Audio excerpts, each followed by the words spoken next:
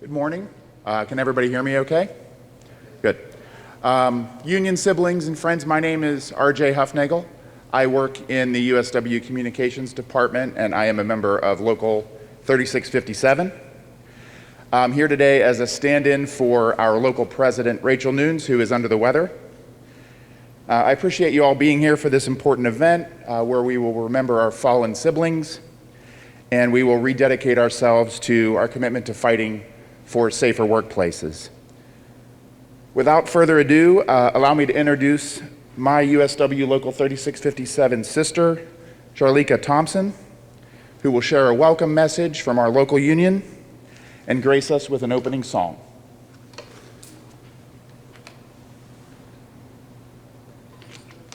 Good morning.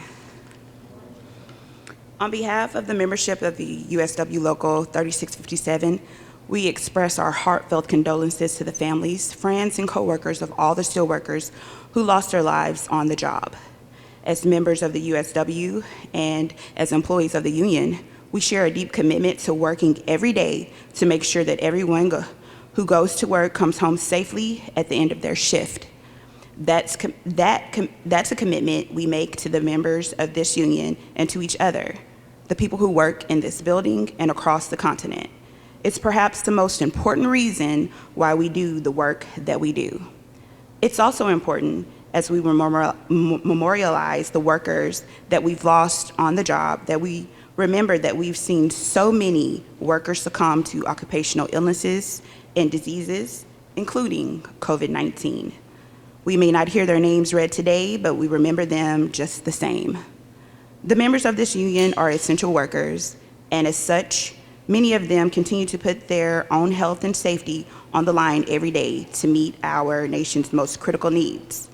If we are to truly honor them as essential work that they do, we must continue to take any steps that can bring this pandemic to an end.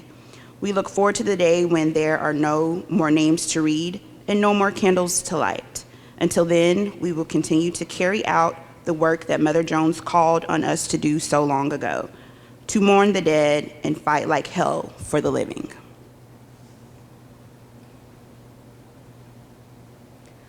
Amazing grace, how sweet the sound that saved a wretch like me. I once was lost, but now I'm found. Was blind, but now I see.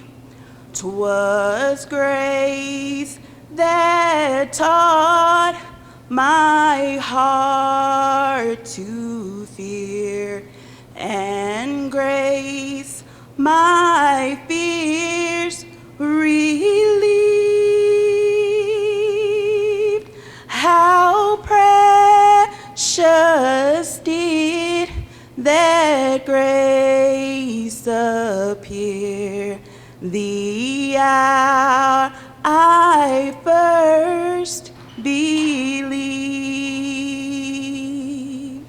When we've been there 10,000 years, bright shining as the sun, we've no less days to sing the praise than when we first begun. Amazing grace, how sweet the sound that saved a wretch like me. I once was lost, but now I'm found. Was blind, but now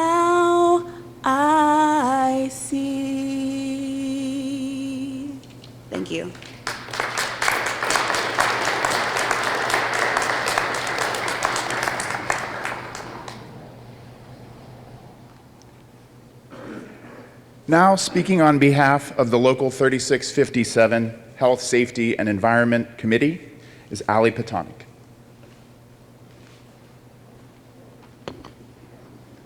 Good morning, union sisters, brothers, and siblings. I'm a member of the USW Local 3657 Health, Safety, and Environment Committee. Thank you for remembering this important day. We remember the USW members who died on their job in the last year.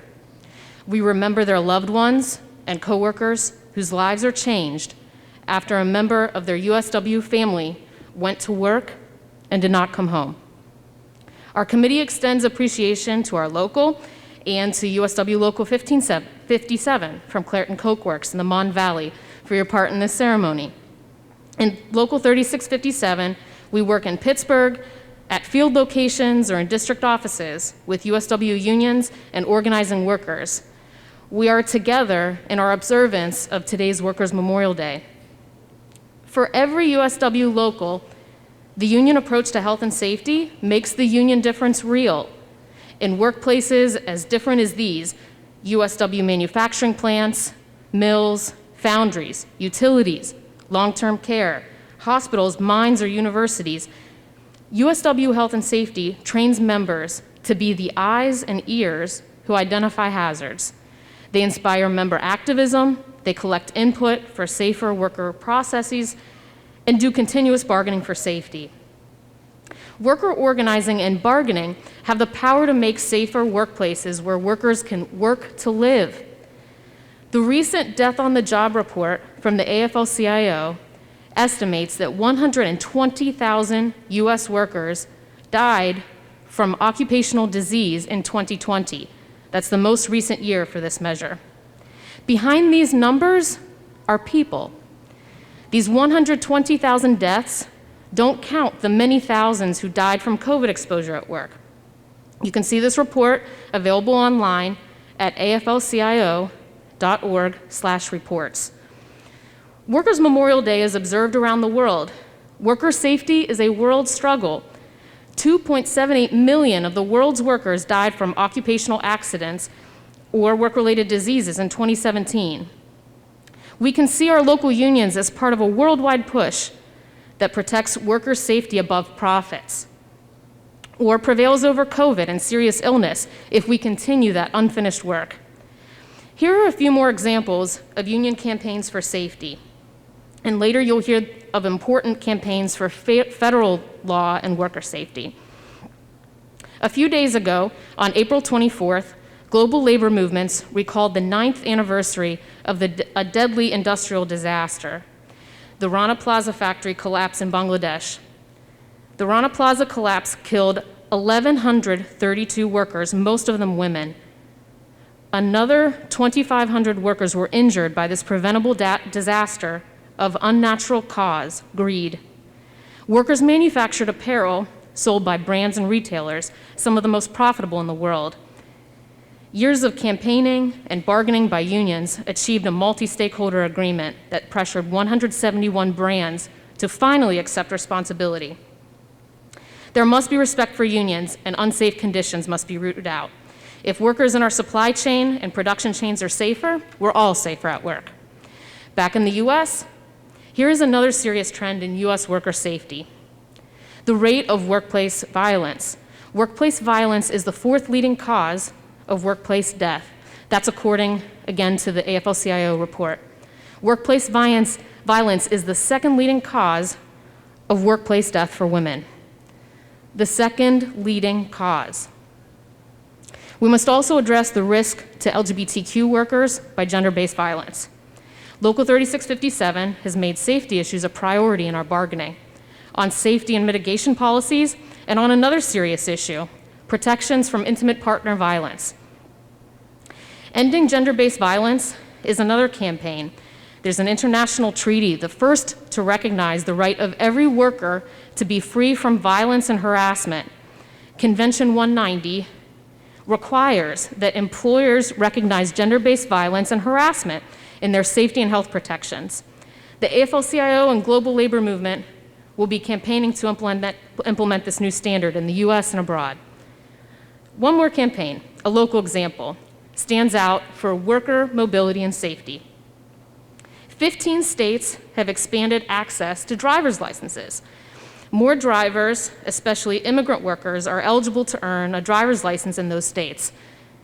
But in roughly 35 other states, including Pennsylvania, many immigrant workers can't access driver's licenses because of their status. Overall, Latino workers labor in dangerous conditions at higher rates.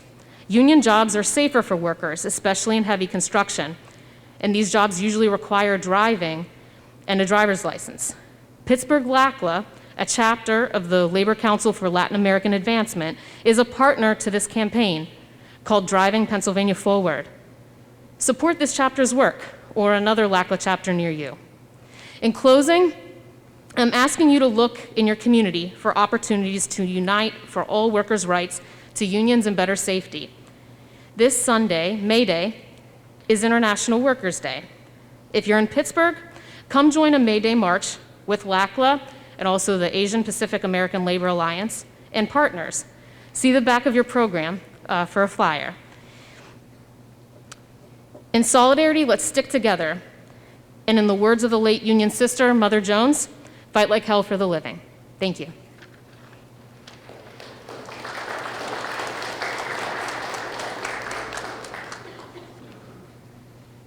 So we're fortunate to have as our keynote speaker a man who actually needs no introduction.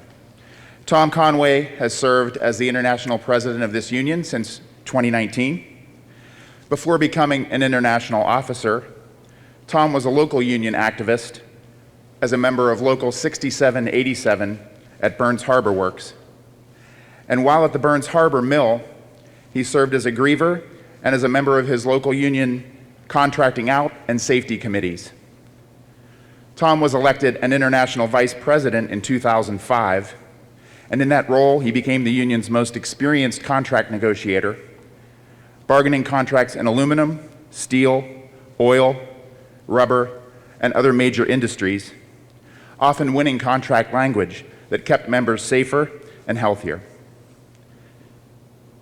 Throughout his years bargaining contracts alongside USW members, Tom has pushed back against blame the worker approaches to safety. He's bargained strong health and safety language into countless agreements, and he's fought in Washington, D.C. to improve workplace health and safety regulations. Specifically, Tom bargained the first full-time health and safety rep into the ATI Master Agreement, a model that then carried over to U.S. Steel and to other agreements in the industry. He also pushed employers to include support for the USW Health, Safety, and Environment Conference in their collective bargaining agreements, creating safer workplaces for all. As international president, Tom is working to extend these protections to even more people, leading the charge to organize more workers into the labor movement in fields ranging from healthcare to manufacturing to higher education. Friends, International President Tom Conway.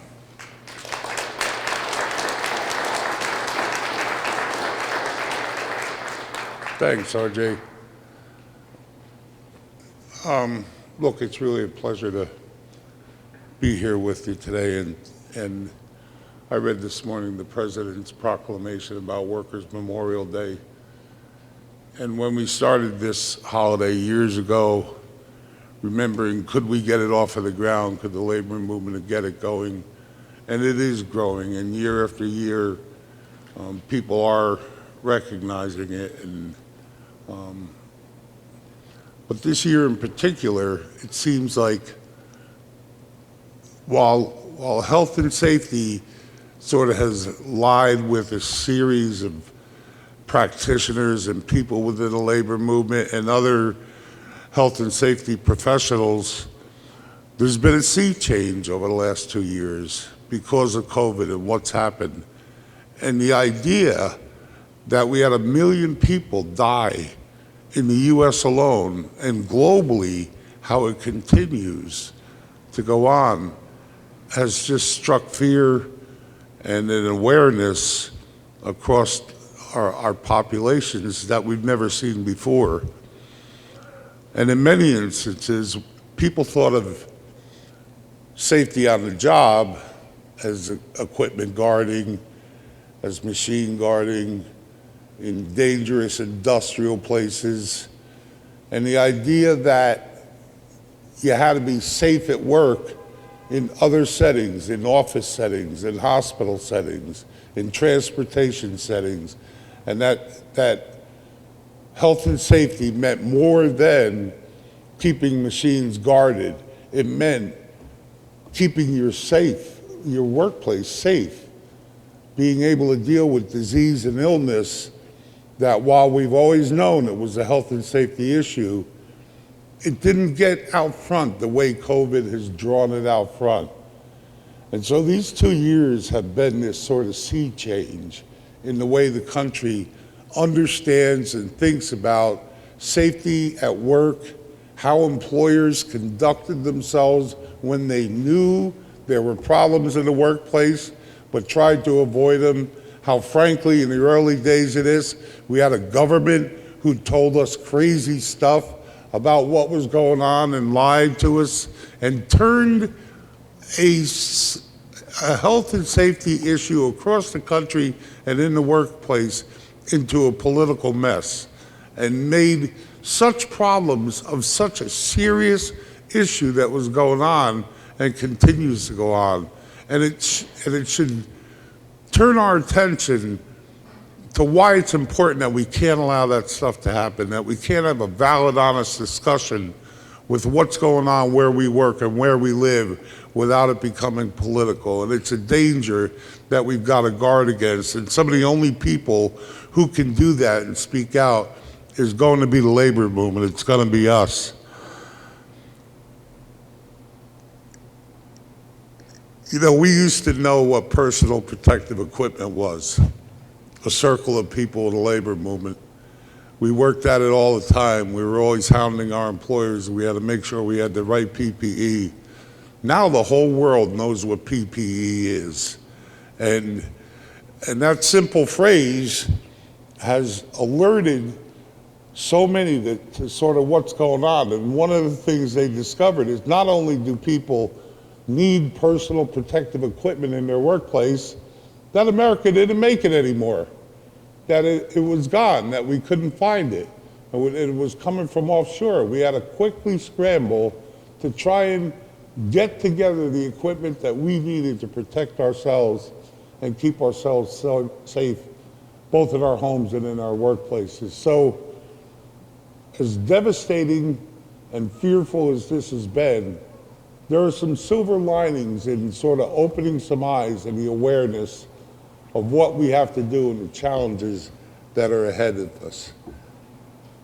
We're in a new economy, and in many ways, this disease has brought it about because it's made people rethink what they're going to do about work.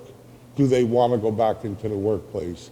Do they want to find a different way to go on? There's this great resignation going on. And people are looking for a change and looking for the way they're treated at work. And we welcome that. That's a good idea. People need to be doing that. We need to be challenging it. But it also presents for us a particular challenge because we're going to lose a lot of experience. We're going to lose a lot of people who knew their workplaces, and we're going to have a lot of new entrants into the workplace and a lot of people hiring in who are going to be trained by a lot of people who don't know what they're doing. And we're seeing that happen across our industries at an alarming rate, what we call green on green. People in this economy who are coming in, going to rely on someone to train them on a job, and they don't know the job. And employers, frankly, don't care. They're just looking to fill the slots. There's a panic and a scramble to hire people, but not pay them. So, look, as we move forward, we can't let this past year, couple of years of what's happened here, paralyze us. Frankly, we've got to use this opportunity, increase the level of awareness that we have in our workplaces, fight that our politics don't ever again do this to us, that we can't have a rational discussion in our country about what's going on and change what's happened. So, look, as a labor movement, there's now a lot going on. There's a lot of people willing to understand that in a union there is some protections they don't otherwise have. They have an opportunity to better life. They have an opportunity to help themselves and their families and their communities. And we see organizing on the rise. And, you know, the beginning of our union was about safety and health. The deaths in this county, historically in Allegheny County, were staggering and gave rise to the Steelworker Union in many ways. And so we're sort of at that again today. We have 1 million deaths in our country, and we have no idea how many of them originated in the workplace and where they came from. And so we've just got to sort of accept that, yeah, 1 million people died, and we don't know how many were contracted at work, but we know it's a staggering number. So it's a different kind of health and safety climate. It's going to be more and more expected as us of activists than making sure the shop is clean, the equipment's right, people are well trained. We're going to have to learn how to be on the lookout for these sort of things as they come up. And unfortunately, it feels like they're never really going away. And we're going to have to deal with them as safety and health and labor professionals. So we have our work cut out for us. We've come through a very dark period. It feels at times like we're at the end of it, and hopefully we are, but there's opportunity, there's growth, and a lot of work for us ahead. So I want to thank everybody for taking the time. How we do these memorials every year is important, recognizing and remembering the lives that these candles, these 32 candles represent. So thank you all for your time and your attention today.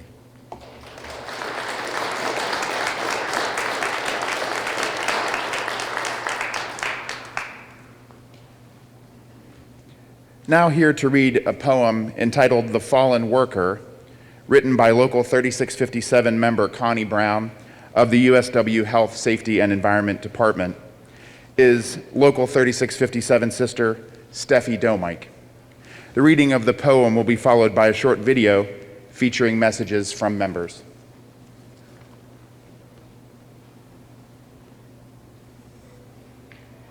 Today, this Workers' Memorial Day, we think of you with sympathy as we grasp the finality of your death.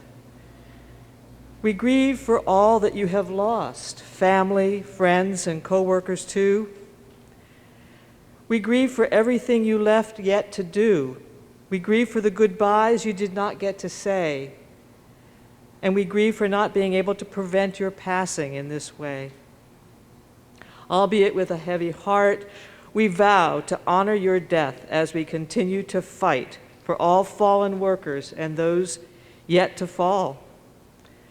When we think that we are too tired to fight, when we think change will never come, and when we think there is nothing left to do, we will use your name and your death to invigorate our fighting spirits so we can continue to fight the steelworker way.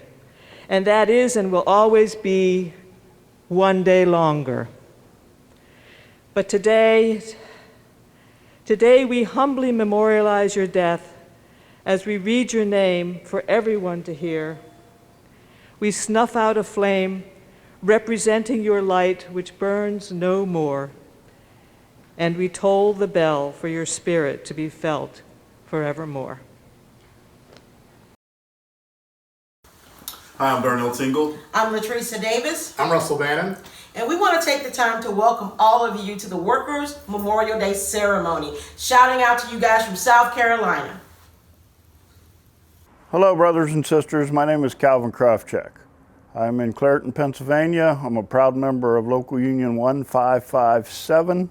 My job title is Corporate Safety Coordinator for the Steelworkers, which means I represent all the members that are employed by U.S. Steel throughout the country that are covered under the Basic Steel Agreement. I signed a union card on August 16, 1976, and have been a dues-paying member ever since. This is what safety means to me. It means that you go home every day in the same condition that you came in that morning. It means to me that you can go home and you can play ball in the backyard with your kids. Safety means to me that you can continue to work in a productive, high-paying job with good benefits and provide for your family. Whether the kids want to go to college or not, buy a new home, it means you can have a good life. Safety also means to me that when you do get to pension age, like me, that you can retire, that you can live a long life, collect your pension, and have quality of life in retirement. Thank you.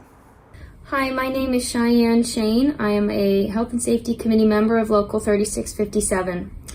Today, I'm reflecting on the workers who've lost their lives at USW represented workplaces around the country.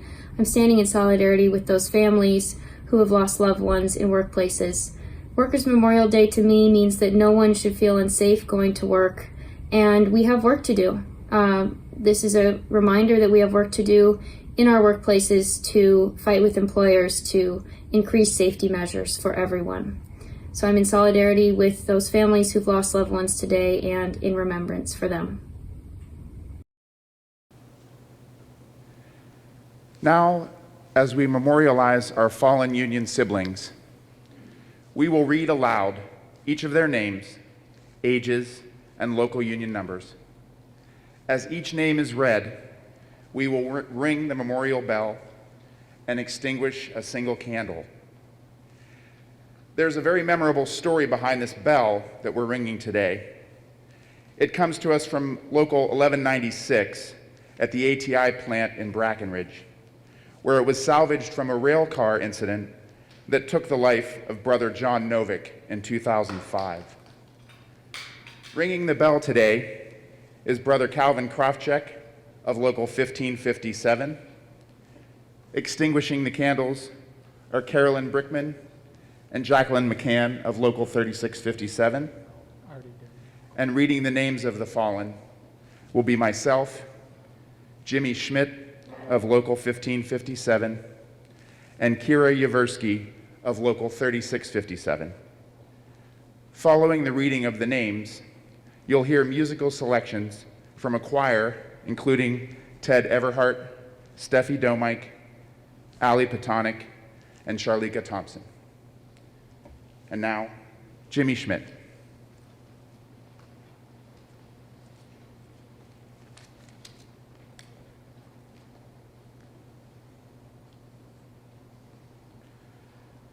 Jason M. Davis, age 40, local 007979.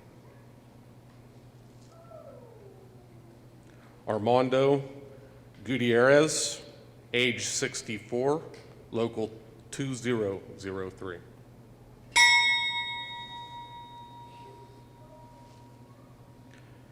Del Quitola, local 11-00001, age 65. Jerry W. Ashlock, age 55, local 11-00001. David Lee Horton, age 44, local 00065B. Michael Lee Dobbins, age 29, local 00065B. David Smith, age 59, local 7106. Jesse C. Jordan, age 31, local 9923.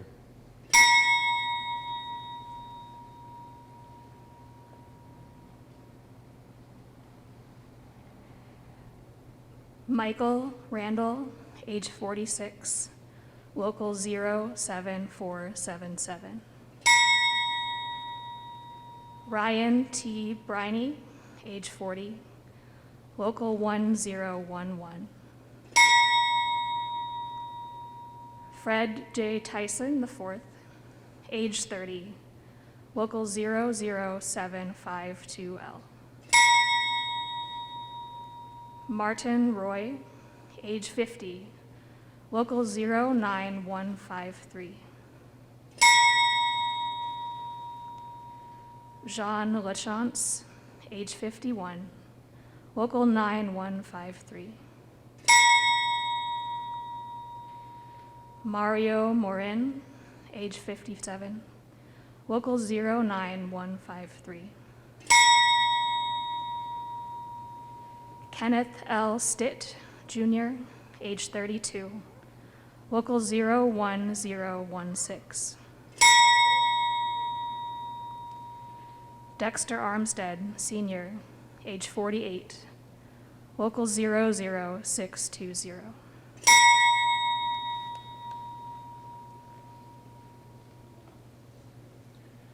Richard E. Carlson, age 57, Local 01440. William E. Dutton, 49, Local 00254. Ronald J. Momeyer, Jr., age 65, Local 01145. Douglas A. Gause, age 65, Local 01123.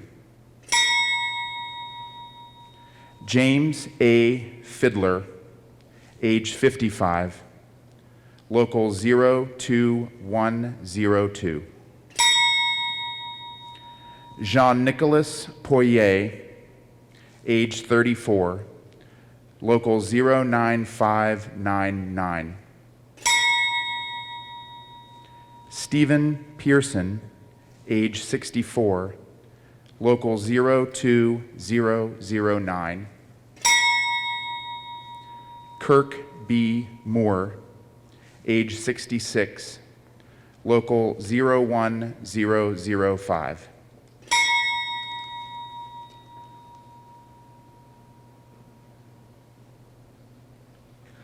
Guy L. Peck, Jr., age 60, Local 0018M. Michael Montgomery, age 44, Local 00807. Harvey Lee Fabriguzzi, age 61, Local 1300423. Christine K. Clark, age 68, Local 01899. William Schmalinger, age 55, Local 0428. Charles Allen Watt, age 44, Local 1300375.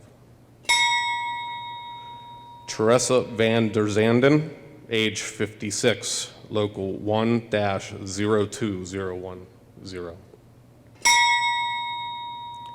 Keith Murphy, age 31, Local 01944A.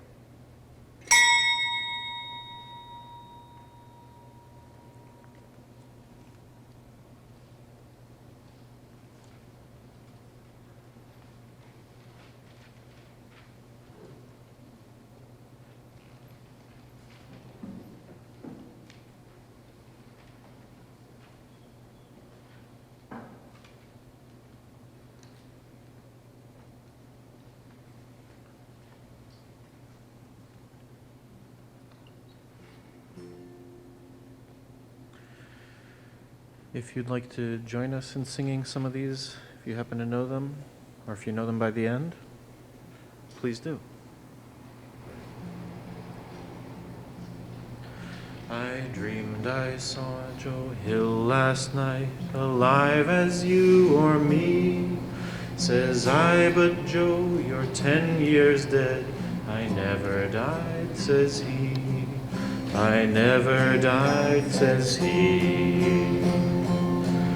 In Salt Lake, Joe, says I to him standing by my bed. They framed you on a murder charge, says Joe, but I ain't dead. Says Joe, but I ain't dead. The copper bosses killed you, Joe. They shot you, Joe, says I. Takes more than guns to kill a man, says Joe. I didn't die, says Joe. I didn't die. And standing there as big as life and smiling with his eyes, Joe says what they forgot to kill went on to organize, went on to organize. Joe Hill ain't dead, he says to me. Joe Hill ain't never died. Where working folks are out on strike, Joe Hill is at their side. Joe Hill is at their side. From San Diego up to Maine, in every mine and mill, where workers strike and organize, says he, you'll find Joe Hill. Says he, you'll find Joe Hill. I dreamed I saw Joe Hill last night, alive as you and me. Says I, but Joe, you're 10 years dead. I never died, says he. I never died, says he. Everybody feel like? I dreamed I saw Joe Hill last night, alive as you or me. Says I, but Joe, you're 10 years dead. I never died, says he. I never died, says he.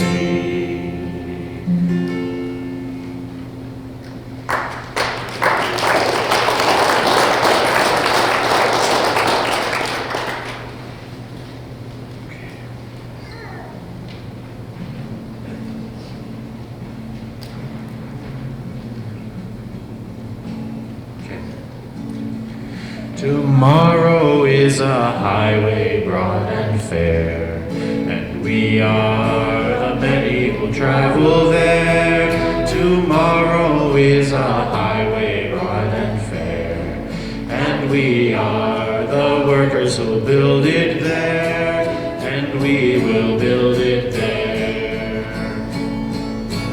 One let's build a way for humankind, a way to leave this evil here behind, to travel onward to a better year, where love is and there will be no fear, where love is and no fear.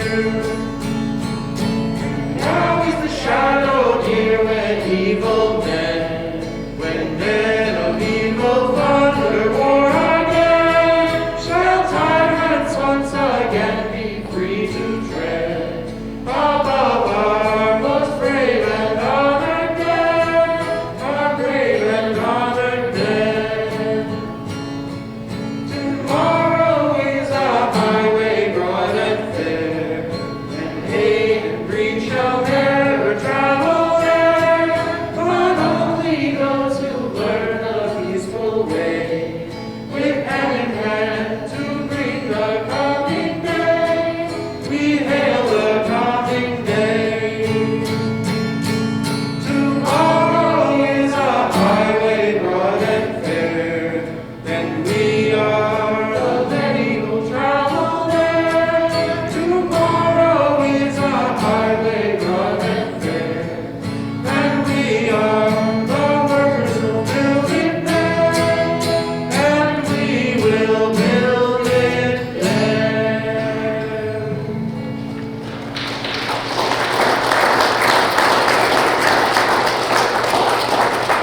If you ever wanted to sing with us, come talk to Allie.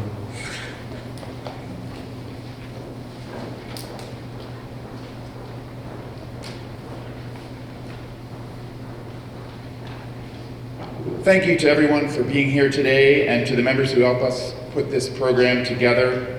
In addition to the people that you've seen up here, we had tremendous help from Tom Duffy, Cheyenne Shane, Sabrina Liu, Aaron Hudson, Greg Cole, Janet Hill, Elizabeth Carter, Kurt Gapsky, Ryan Gaines, Connie Brown, Duranda Pope, Steve Dietz, Scott Weaver, Steve Salmon, Rachel Nunes, and others. Forgive me if I didn't mention your name, but thank you to all of you. Following today's ceremony, you're invited to join our fellow members from the County Labor Council at a Workers Memorial Day ceremony at noon in Market Square, where we'll hear remarks from AFL-CIO Secretary-Treasurer Fred Redmond, our former Vice President. And now to close out our ceremony today, let me introduce Kim Miller, who helps to lead our union as Assistant to the International President. And before taking on that role, Kim coordinated our nationwide network of grassroots activists as the Director of the USW Rapid Response Department. Kim Miller.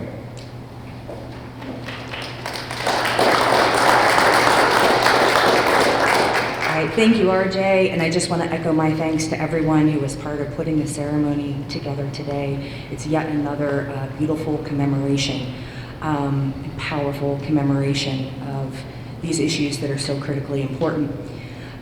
When I think about Workers' Memorial Day and the work that our union does to protect the health and safety of our members and workers in workplaces everywhere, I think about this fight and it's personal. It's personal to our union. So as we conclude the ceremony, I thought that I would offer up a personal story of connection to this issue, that many of us in this room probably have a similar story. And it's a story about two people, Eugene and Mary, and the year was 1950. So Eugene was a young worker working above ground in a coal mine in a once bustling Appalachian area in eastern Ohio. And he was working to support his family. Mary was his young wife, and they had a toddler son at home, and there was another baby on the way. They weren't leading a life of luxury, but they were getting by thanks to the unionized minds that the generation before them would go to battle to organize. So Eugene's job was to clean the coal out on of the coal cars and the rail lines, and it involved coupling and uncoupling cars in the process. But on one fateful day, the rudimentary safety checks that were part of the process failed him. Two rail cars would come together in his stomach, displacing his internal organs and starting a mad rush to save his life. In those days before cell phones, it would take a minute for Mary to get the news and get to the hospital to meet him. When she arrived, she overheard staff talking about how close they came to losing Eugene. The shock of it all impacted her pregnancy. She came very close to miscarrying. From that day on, there would be profound changes in the family. Eugene would be in the hospital for months. Mary was confined to bed rest for the duration of her pregnancy. Their toddler would have to go live with other family members. And then after giving birth, Mary would have to take over all of the operations of their small family farm. But without the help of Eugene, they would have to give that up and move to a smaller place. And she would eventually take a job outside the home at the local co-op store and would become a woman who would be in the workplace at a time when few women were the breadwinners for their families. So Eugene would be in and out of the hospital for years with complications, and it would be a decade before he could work full-time again. But despite Eugene's unwavering positive outlook on life, his health would never fully recover. Illnesses later in life would not only be compounded because of that early injury, but also because the black lung that he contracted from those days in the mine. But thankfully, it was the insurance that the union had fought for that kept them afloat in those later days. So this is a story about my grandparents. The baby that was almost lost was my mother.